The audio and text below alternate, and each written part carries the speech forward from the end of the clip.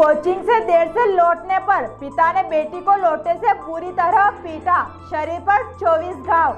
नमस्कार, मैं हूं शारदा काला। आपसे अनुरोध है कि आप MP7 न्यूज चैनल को सब्सक्राइब जरूर करें। देखिए भोपाल की विशेष खबर। राजधानी के अशोका गार्डन इलाके में एक बेरहम पिता ने अपनी 14 साल की बेटी के साथ जमकर मारपीट की। आरोपी 2 दिन से बेटी पर कोचिंग से देर से आने पर नाराज था। उसने बुधवार को इस बात पर गुस्सा कर बेटी से गाली गलौज की थी और गुरुवार दोपहर में एक बार फिर उसी बात को लेकर बेटी को तांबे के लोटे से इतना पीटा कि उसके होठ, भौहें, गाल समेत पूरे शरीर पर करीब 2 दर्जन घाव हो गए। बेटी की शिकायत पर पुलिस ने मारपीट और जेजे एक्ट में FIR दर्ज कर उसे गिरफ्तार कर लिया है।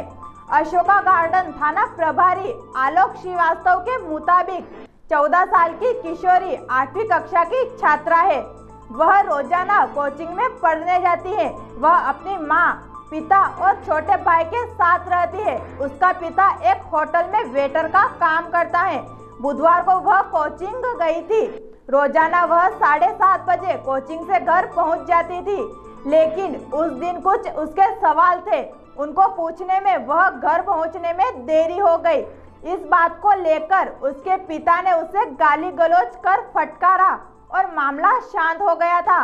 लेकिन गुरुवार को दोपहर नाबालिग का पिता घर लौटा तो उसने उसी बात को लेकर एक बार फिर से गाली गलौज शुरू कर दी और बेटी को पीटने लगा। उसने पूजा के तांबे का लोटा उठाकर उससे मारना शुरू कर दिया।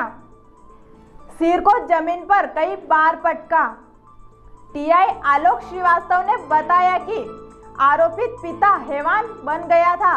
उसने अपनी बेटी को लोटे से इतना मारा कि उसके गाल, चेहरा, मुंह, कान, होठ, भौहें फट गई थी। उसे गंभीर चोट लगी थी।